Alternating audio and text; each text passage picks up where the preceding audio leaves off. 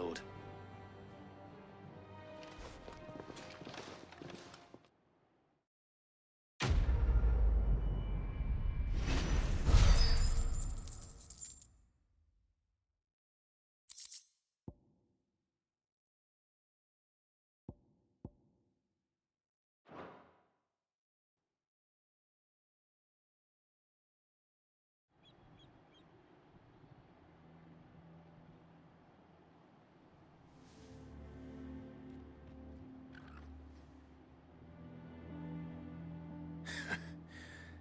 And how long has my uncle been funding you and your comrades' endeavors? Since the beginning. Lord Byron was the first person I turned to after forming the Guardians. And had I known of this tunnel back then, I wouldn't almost have been hanged by the city guard for trying to sneak over the wall. I suppose a formal request for an audience would have appeared suspicious. And appearances must be maintained. Were the Vice-Regency to catch wind of Lord Byron's involvement in our movement, they'd seize his estate and send him to the gallows, where he would be of no use to anyone. And so, though it sickens him to the soul, he plays the part of the loyal lord, knowing that one wrong move might prove his downfall. It is why he remains ever vigilant.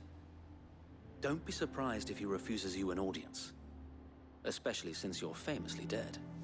Then I will have to think of a way to prove that I am neither wraith nor wrongdoer. I might have something which could help with the latter. It's the mark of the Guardians. Display it, and those who love Rosaria will know where your loyalties lie.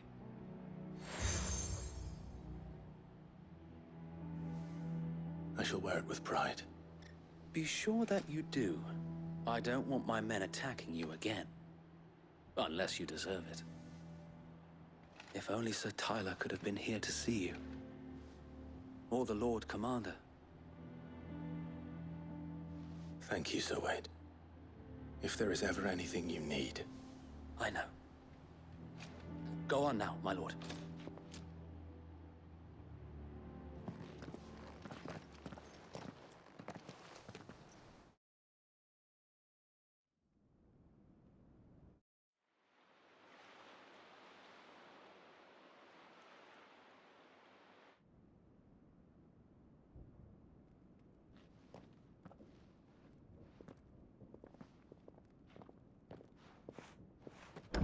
How accommodating. Do you really think they believe we are who we say we are? Not a chance.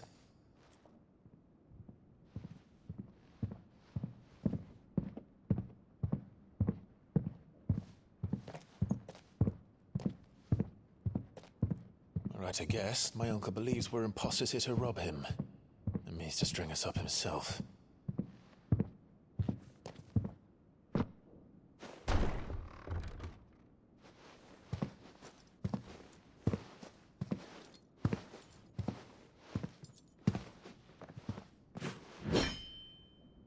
Imagine my surprise when I was told my nephew had come to visit.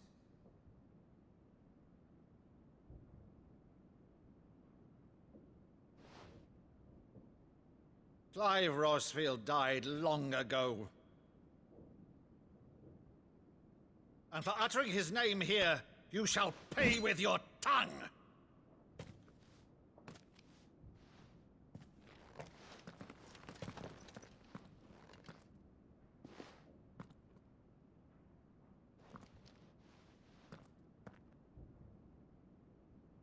You would mock me as well?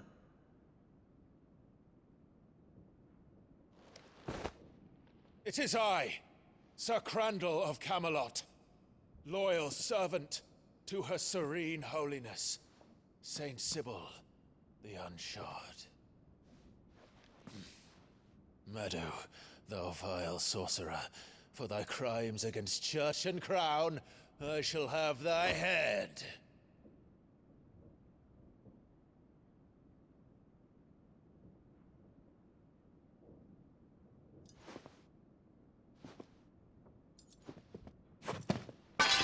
Curse thee, infectious flax wench. Even in death, Must thou plague me still? Very well. I shall open the gates of hell, that thou might see thy charge once more.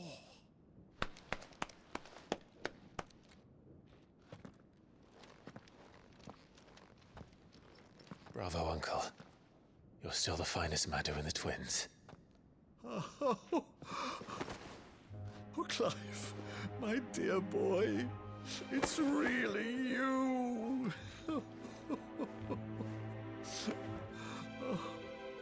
You always were fond of that scene from The Saint in the Sanctuary. Never did let me play Sir Crandall.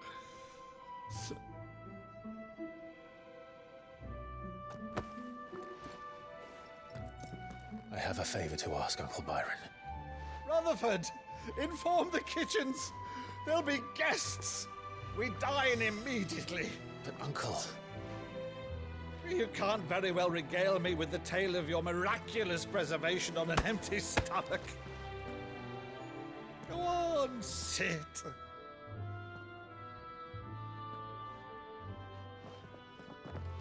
See that you use the good plates, Rutherford.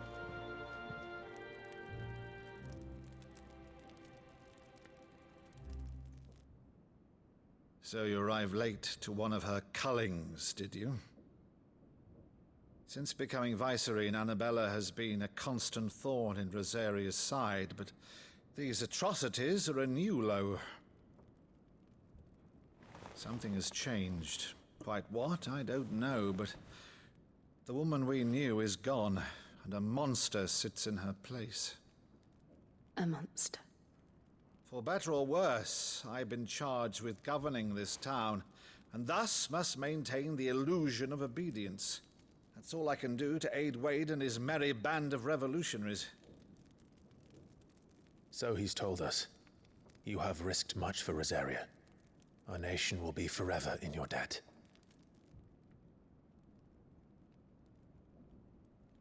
It has been 20 years, Clive.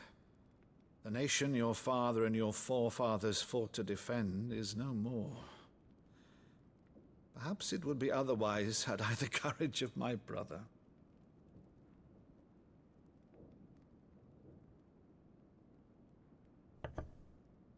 All right, if it's a ship you require, a ship you shall have.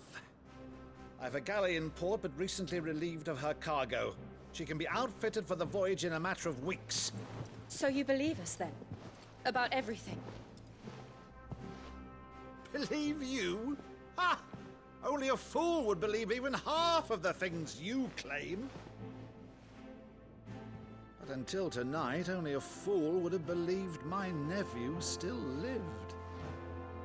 And besides, I have it on good authority that Clive is telling the truth. Whose authority? Your own, of course. You've always been a terrible liar. Is that true? It's not untrue. Let's say no more about it, eh? It wouldn't do to linger on my nephew's greatest failing.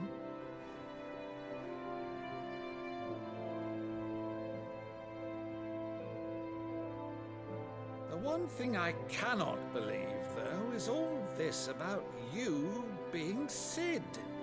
You were always such a good boy, but now you're quite the outlaw. Which, if I'm not mistaken, would make me an outlaw's uncle. Right then, who shall we pillage first? Rutherford, fetch me my cutlass. This will be fun.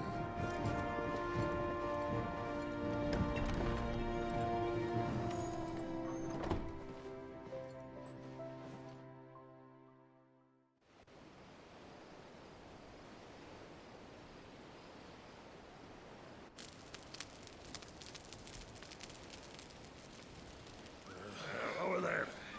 Go on. She's a fine ship, isn't she? Once outfitted, she'll bear us across the boiling sea to Drustinus in the space of 3 days.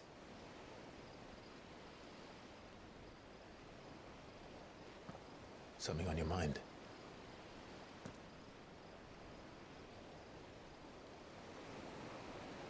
Monsters. When I served the Iron Kingdom, I did so because I saw no other choice. Because once they learned that the lash would not move me, they turned it on those who could.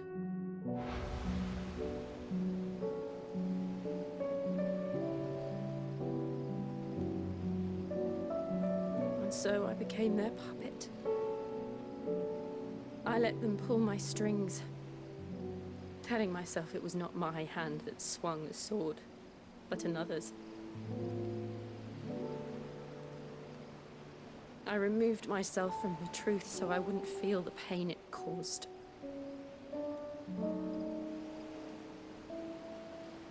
And before I knew it, I no longer felt anything. Anything at all.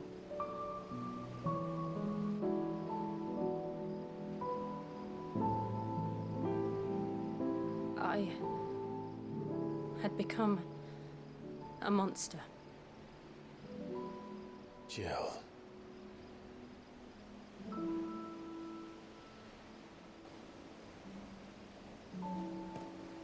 I don't want to be a monster, Clive. Do you understand? I want to choose a different path, a better path. To live on my own terms. But before I can do that, I need to come to terms with my past.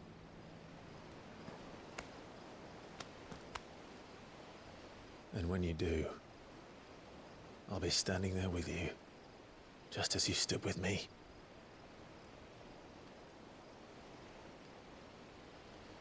Thank you, Clive. I must atone for my sins. Only then, when it's done, will the monster cease to be. Just promise me that you won't die with it.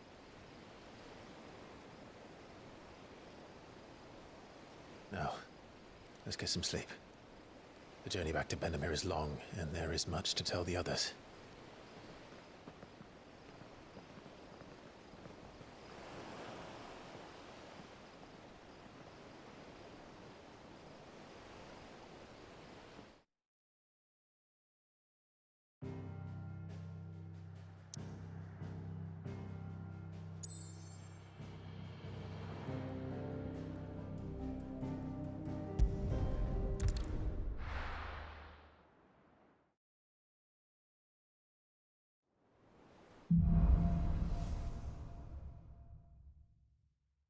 Only the Founder knows what awaits us in the Iron Kingdom.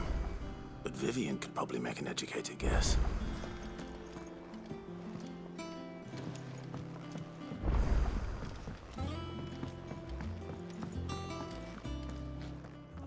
Against the gloom of bygone days, new motes of flame take flight. From glowing embers, beacons blaze to see us through the night.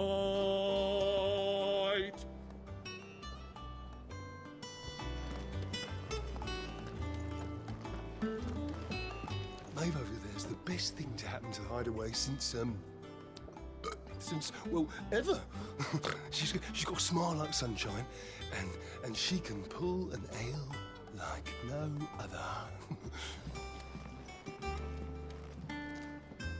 I didn't take you for a scholar, Ivan. Oh, this? Well, it's Valisthea, a culinary pilgrimage. I borrowed it from old tomes. Seems there's no creature in the realm so foul it can't be cooked up into something delicious. Think I'll stick to the unfoul ones, thanks. Oh, where's your sense of adventure, Sid? Honestly, one glance at these recipes, and even you would trade in your sword for a butcher's cleaver. From spit roasts to sweetmeats, this book has them all. What I wouldn't give to bring these recipes to life. If it's my blessing you're hoping for, then by all means. Well, I'm no hunter, Sid. The first tunnel worm I came across would be the death of me. But you're made of sterner stuff. Would you help me resurrect one of these recipes? Something tells me you won't be taking no for an answer. Fine, I'll help. Fantastic! Thank you. So, dare I ask what's on the menu? Chance's Stew. It was once a favourite among the gourmands of Oriflamme, if the author is to be believed. Though Molly's never heard of it. The only problem is that while the recipe is extremely detailed in most respects, it's infuriatingly cryptic as to the main ingredient. A beast, no doubt. Most likely something that would make easy work of a simple cook with more broth than brawn, but unwanted violets. I've no idea what they might be. Does the book say anything else? Well, only that the sweetest violets sprout atop the bed of roses. Roses. Rosaria, perhaps? One of the butchers in Martha's Rest might know something. I'll ask next time I'm there.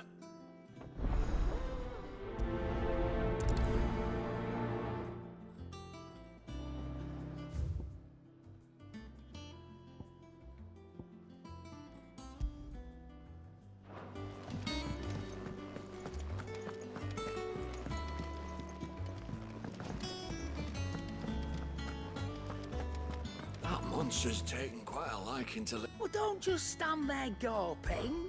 Go on, then. Come again. Or don't. I'm not much bothered either way.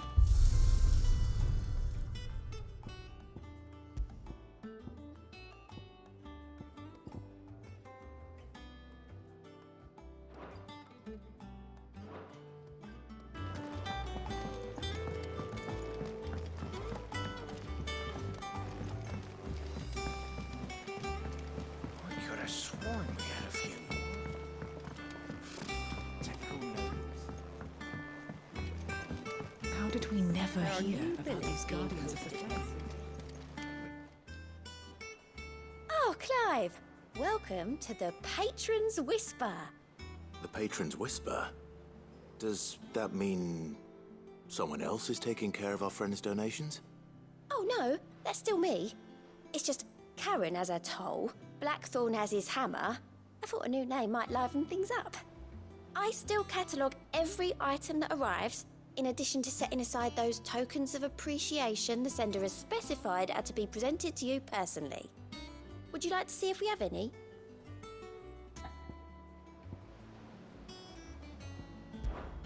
Come to claim your just desserts?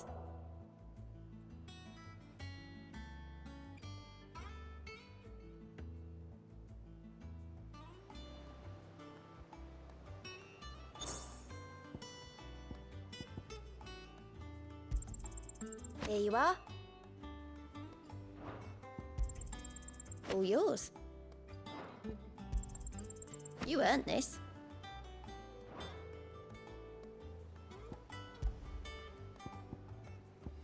Come again. I may have more for you. How are you doing? Quick look. Always something in there. How may I help you today, Clive? Business is busy.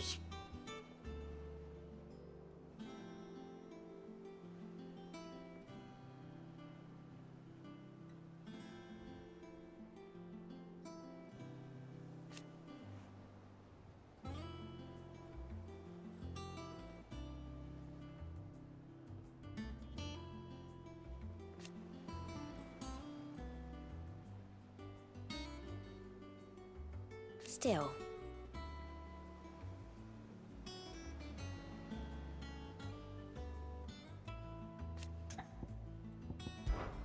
Words are immortal.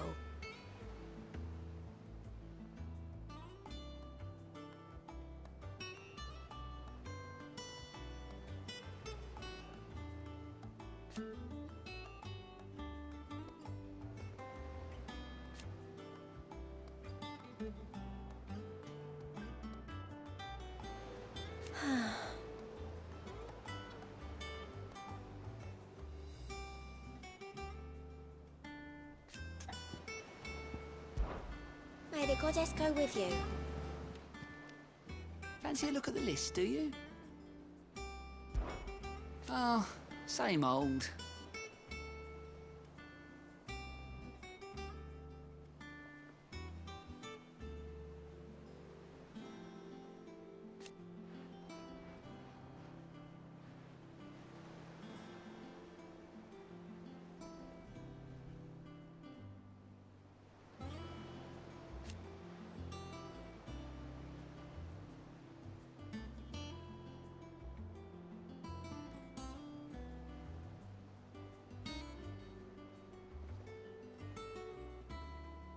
So, and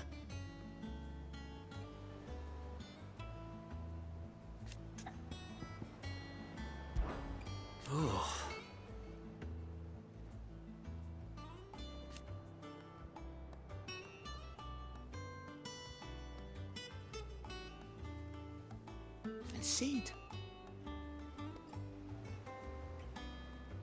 But he's still with us too.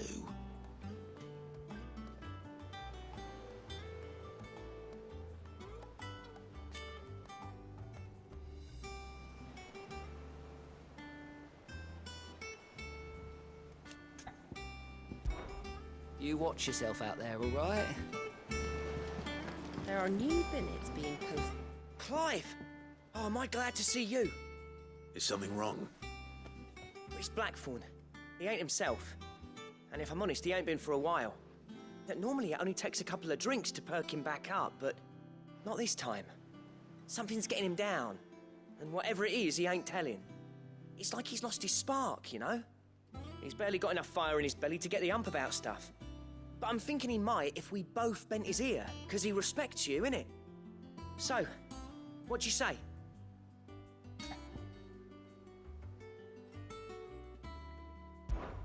Fine. If you think it will help. I knew you'd understand. But if he doesn't want to talk, we let him be. He'll open up when he's ready. All right. Now, he'll only smell a rat if we both turn up at once. So, I'll go first, and you can meet us at the forge. Wait a bit, then head over when you're ready.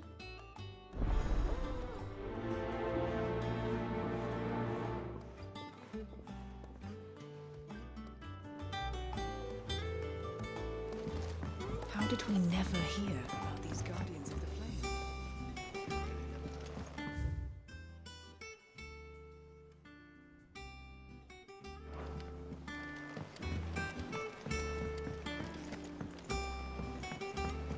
I could have sworn we had a few.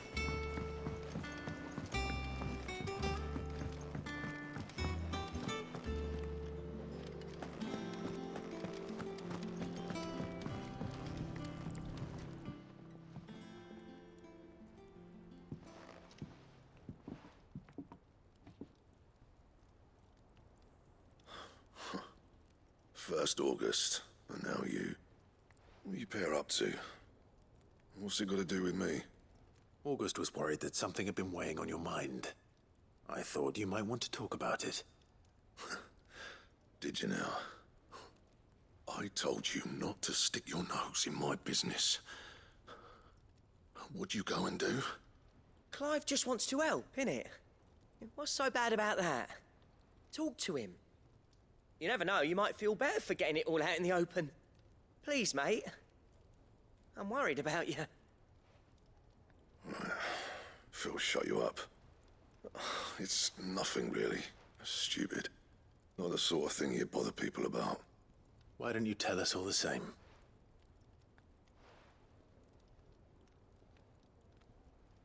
Karen and I have an arrangement. I keep an eye on Goots, and she shows me what the competition's up to. Interesting arms and armor, things like that. Anyway, the other day, she shows me a cuirass she's come by. Masterpiece of level work. Light, supple, and tougher than it had any right to be. Made my stuff look like heavy, clumsy shit. I should have brought the bastard thing there and then just to study it, but I was too proud. Now, every time I reach for my hammer, I'm reminded that I'm not the craftsman I thought I was. There. You happy? You got what you came for? Now piss off. All right, we're going.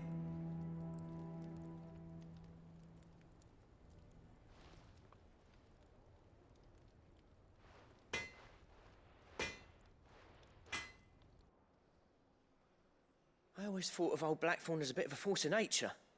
Like a storm cloud full of ale. Didn't think anything could rattle him. Least of all a stupid piece of leather. Blackthorn's always taken pride in his craft. Questioning it means questioning himself. Something tells me this is only going to get worse. If he has doubts, it will affect his work, which will only add to his problems. We need to nip this in the bud. I couldn't agree more. He said he should have bought that cuirass. Perhaps we should track it down for him. Assuming you're happy to help, that is. Too bloody right I am. Glad to hear it. First things first, then. We need to speak to Karen.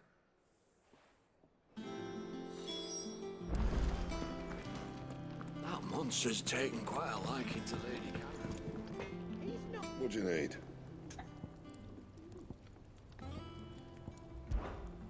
I always thought I could teach the best of them a thing or two about working with leather. But...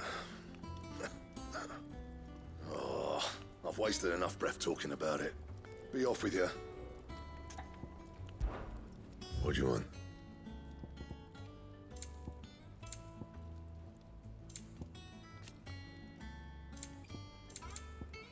Anything else?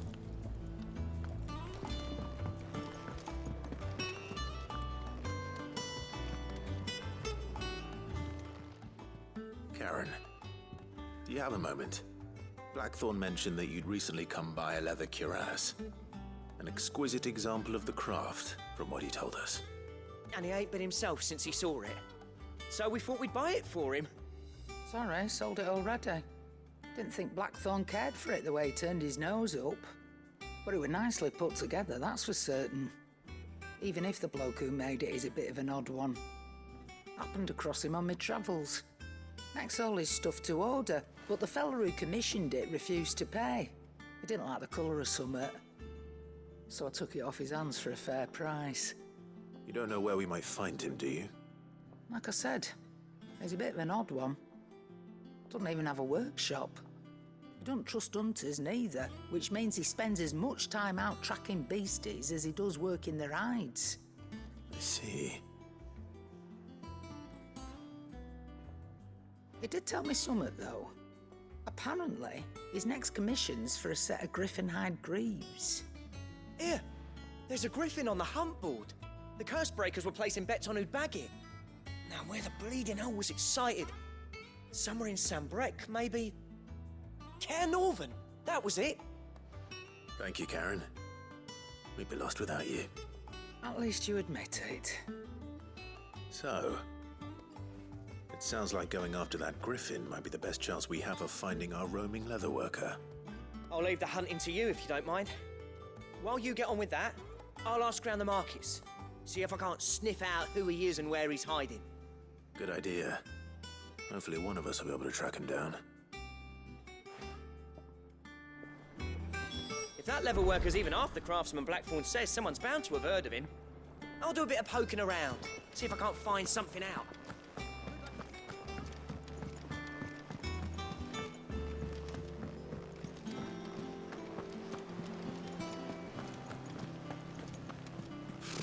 Typical nobles.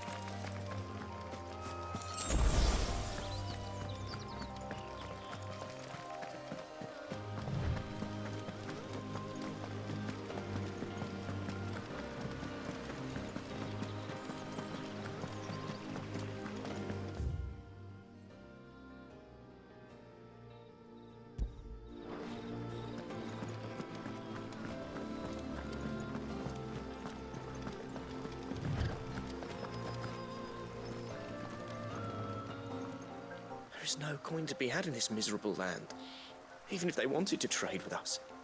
I know. It was hard for us Dalmex here in San Brek before the capital fell, but now we'd be stoned if we even approached Northreach.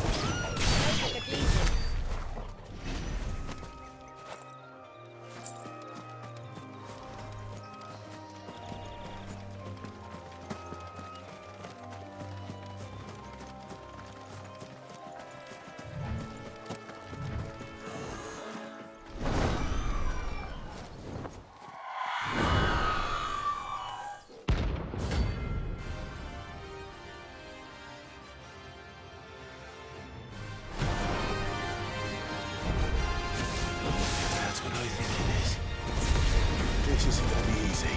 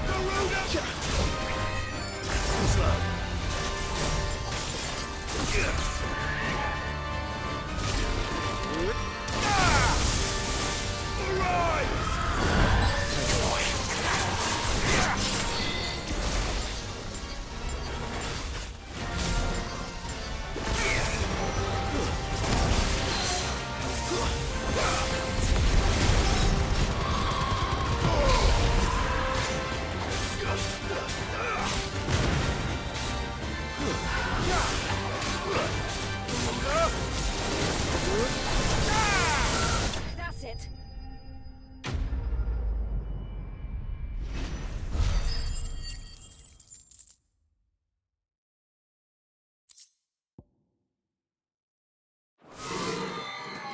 Rest well.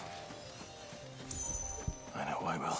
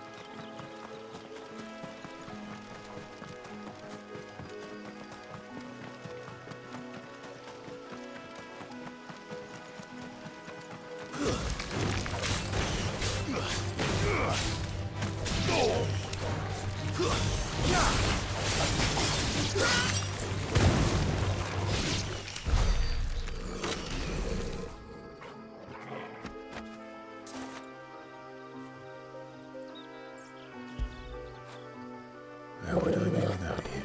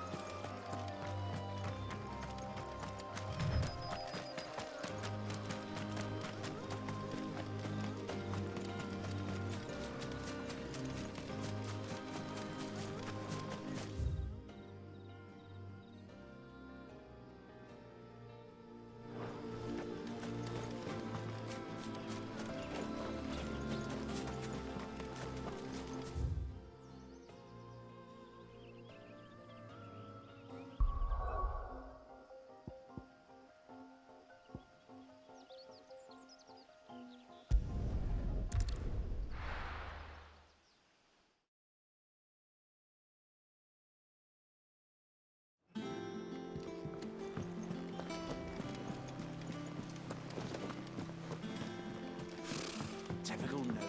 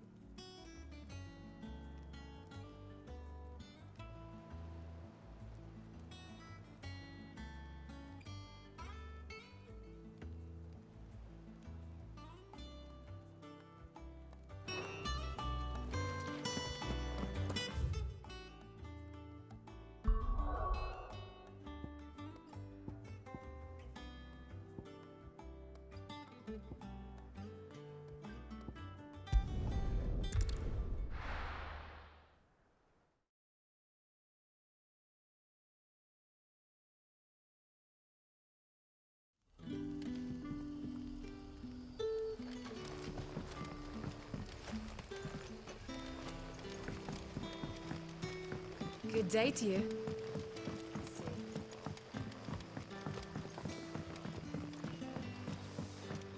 The crystals we get from the tailor all...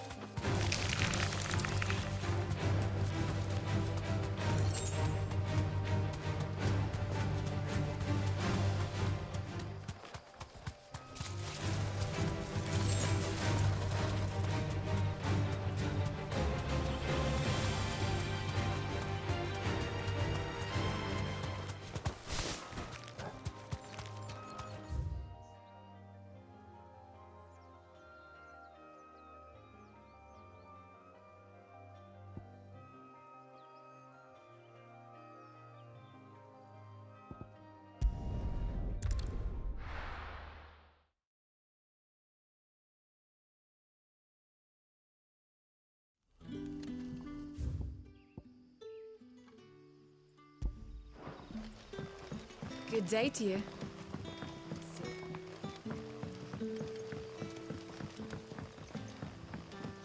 The crystals we get from the tailor all...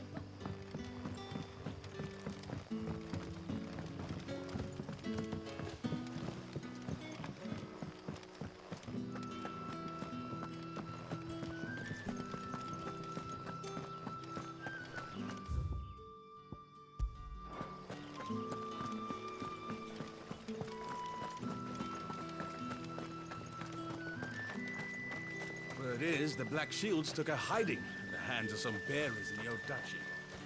Who do you think they'll be taking that out?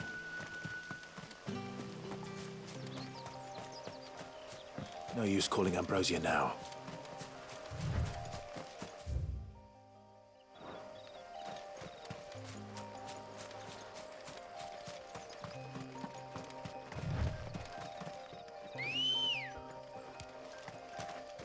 Good girl. Fly, Ambrosia.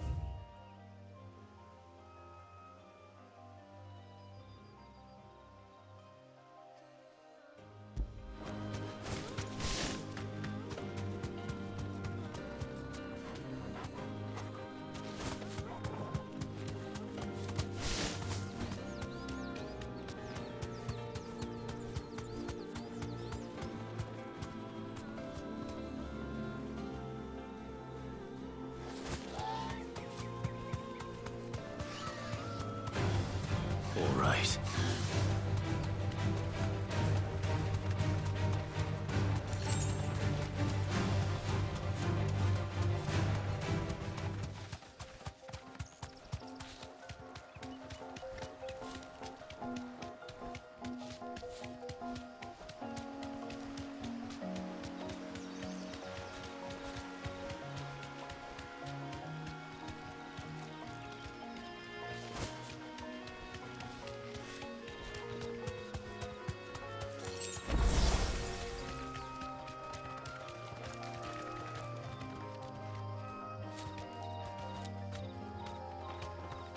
Careful.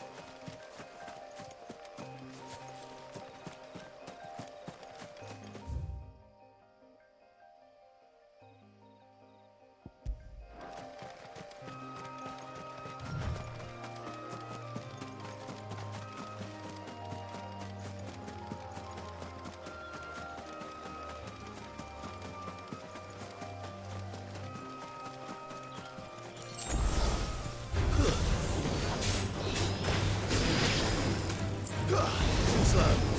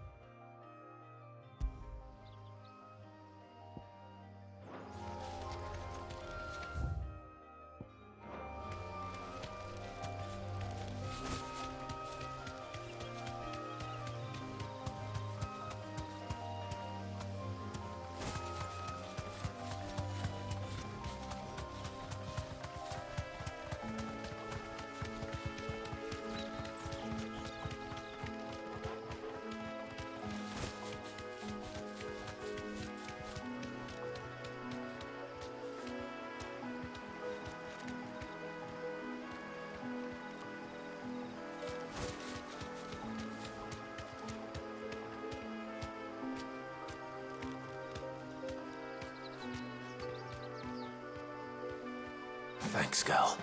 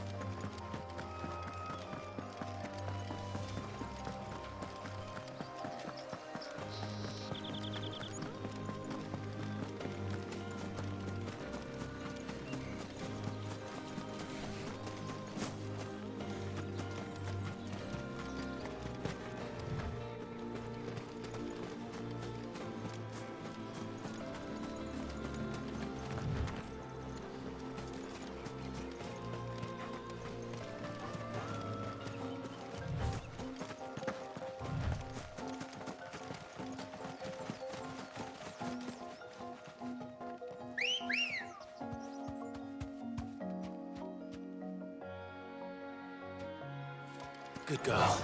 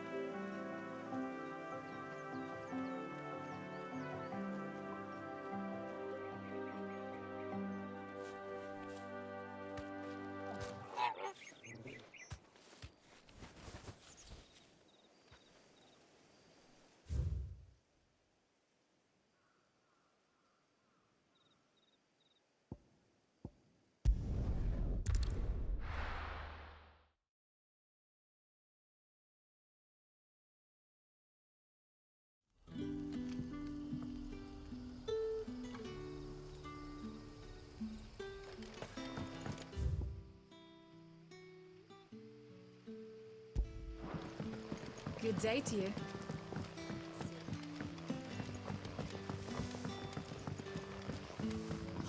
The crystals.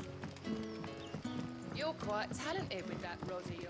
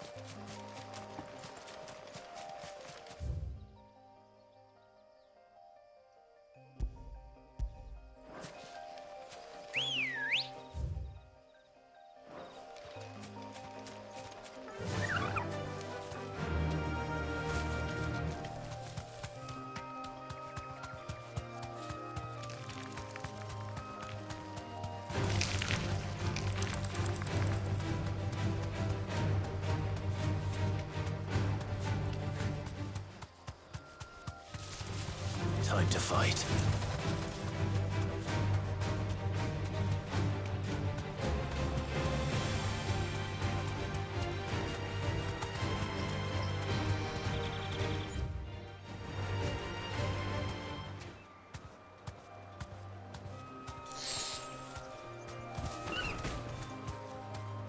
Thanks, Gal.